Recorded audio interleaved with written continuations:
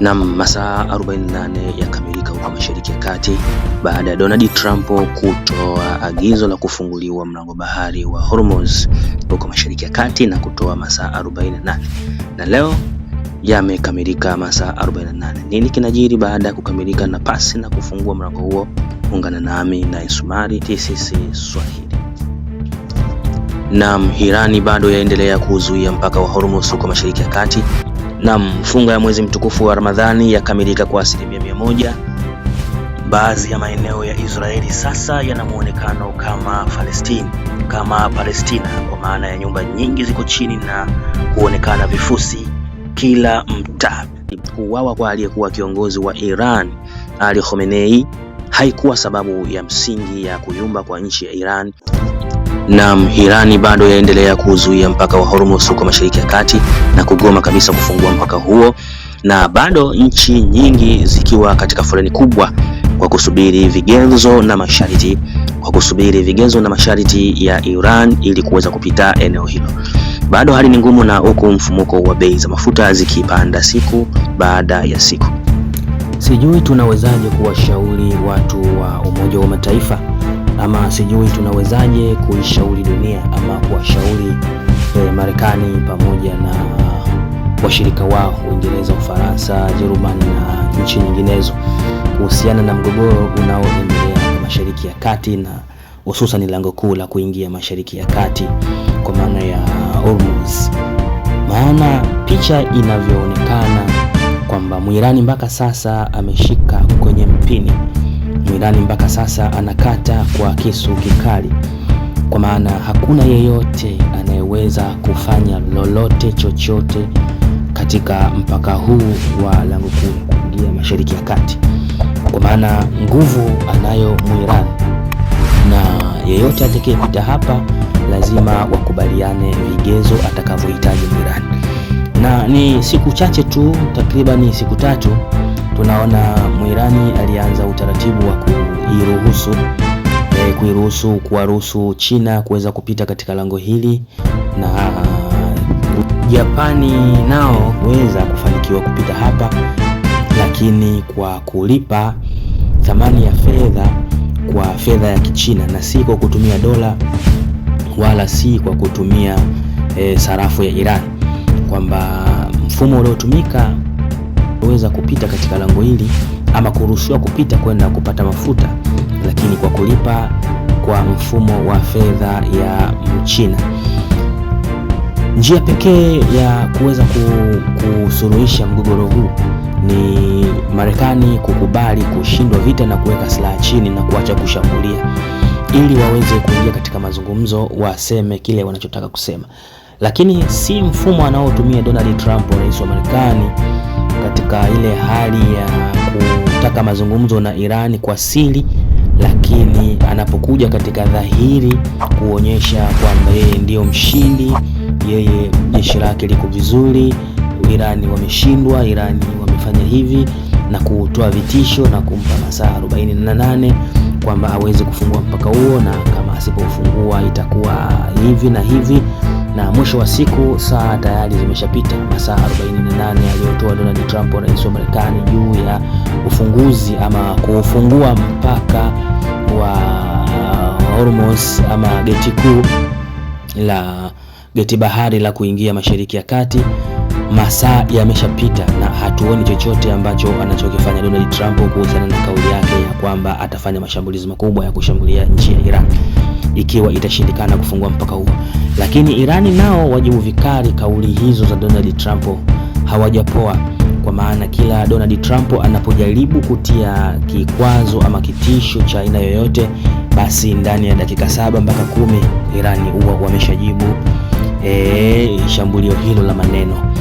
Wameahidi Irani endapo Donald atafanya hivyo kwa maana ya kushambulia Iran kwa kisingizio cha ufunguzi wa geti kuu la bahari, basi watakachokifanya wao, dunia itaweza kuandika historia nyingine tena. Dunia itaandika historia mpya na Marekani haitokuwa superpower tena, kwa maana chochote kinachowahusu wa Marekani ndani ya Middle East, basi vitaweza kuteketezwa, ikiwemo visima vya mafuta, ikiwemo gesi, visima vya gesi, ikiwemo na balozi zao ambazo ziko ndani ya Middle East. Lakini pia salamu za toka nchini Iran na moja kwa moja kuelekea katika visiwa share vinavyoshare kambi za Marekani pamoja na Uingereza, ambapo iliaminika kwamba Iran hawezi kufikisha huko silaha zake, lakini hatimaye mabomu mawili yameweza kuhudhuria katika visiwa hivyo ambavyo ni kilomita takriban 1400 kutoka Iran mpaka kufikia visiwa hivyo, lakini Iran ameweza kufikisha.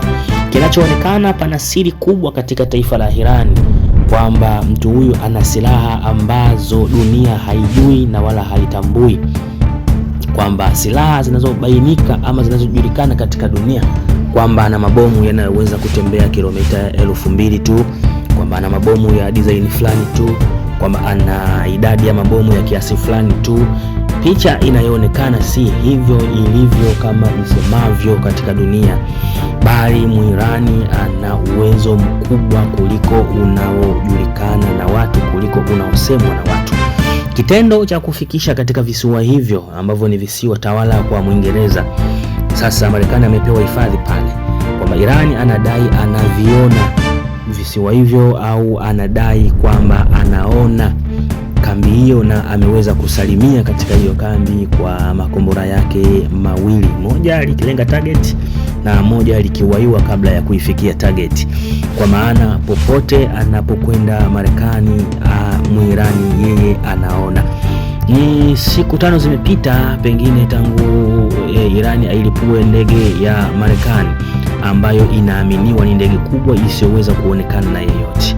Picha ilivyo kwa kweli ni ngumu sana kwa upande wa Marekani. Kama tunaweza kuishauri Marekani ama dunia inaweza ikaishauri Marekani, basi ushauri wangu ama ishauriwe Marekani kukubali kusitisha vita na kuweka silaha chini, kwa maana hata kama Irani itaanguka baadaye, bado dunia itakuwa katika hasara kubwa, na kuweza kuinua miundombinu hiyo haitokuwa jambo la polepole wala la kawaida. Naam, funga ya mwezi mtukufu wa Ramadhani yakamilika kwa 100%, na leo wanafuturu sehemu kubwa ya dunia, kwa maana ya chungu cha 30. Watu wengi katika dunia wanashangilia Eid al-Fitri, lakini pia kundi kubwa la watu laendelea kusubiri chungu cha 30, kwa maana ya utofauti wa mwandamo wa mwezi baadhi ya maeneo tofauti, na vimeonekana viwanja vingi vikifurika watu na baadhi ya misikiti kwa kusherehekea sikukuu hiyo na watu kupendeza sehemu mbalimbali, lakini pia hata kufurika baadhi ya maeneo ya starehe katika siku ya leo. Naam.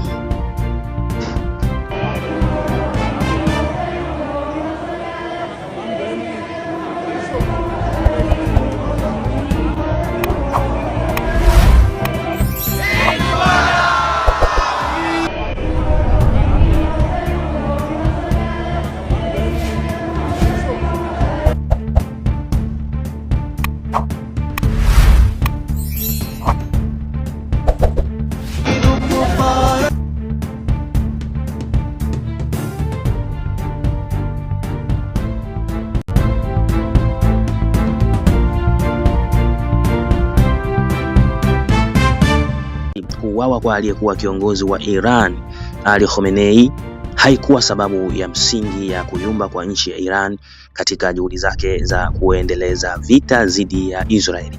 Na sasa bado Iran yaendelea kuishambulia vikali nchi ya Israeli na wananchi kukosa amani, na baadhi ya wananchi kuweza kuitoka nchi yao na kwenda nchi za pembeni ikiwemo Misri na sehemu nyinginezo. Tupate habari kamili na mchambuzi wetu aliyopo maeneo hayo.